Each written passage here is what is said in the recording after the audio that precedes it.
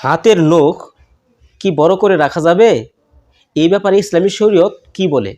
আধুনিক এই সময়ে অনেকেই নানা ফ্যাশন করে থাকেন, এর মধ্যে অনেকেই শখের বসে নখ বড় রাখেন। এই বিষয়টি ইসলামের দৃষ্টিতে কতটুকু গ্রহণযোগ্য তা অনেকেরই অজানা। তো ইসলামের দৃষ্টিতে আঙ্গুলের নখ বড় রাখা নিন্দনীয়।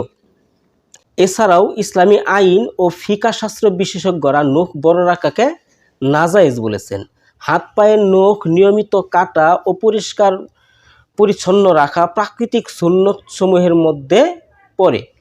এ ব্যাপারে ইবনে মাজা শরীফের 292 নম্বর হাদিসে অত্যাধিক হাদিস বর্ণনাকারী সাহাবী হজরতে আবু হুরায়রা রাদিয়াল্লাহু তাআলা হতে বর্ণিত, হজরত মুহাম্মদ সাল্লাল্লাহু আলাইহি ওয়াসাল্লাম বলেছেন, 5টি বিষয় ফিতরাত অর্থাৎ নবীদের পন্থা। এসব হলো 1 নাম্বার খতনা করা, 2 নাম্বার নাভির নিচের লোম পরিষ্কার করা, 3 নাম্বার নখ কাটা, 4 নাম্বার বগলের লোম উপড়ে ফেলা, 5 নাম্বার গোঁফ ছোট করা।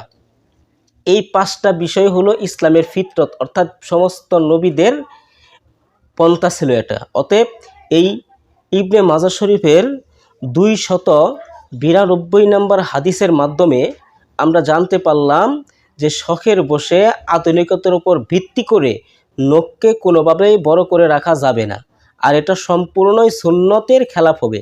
আর যদি সুন্নতের খেলাফ হইতেই থাকে তাহলে সেটা একসময় গুনাহে পরিণত হয়ে যাবে। এই জন্য আমরা নখকে বড় রাখবো না। আল্লাহ রাব্বুল আলামিন আমাদেরকে প্রত্যেককে বুঝার এবং মানার তৌফিক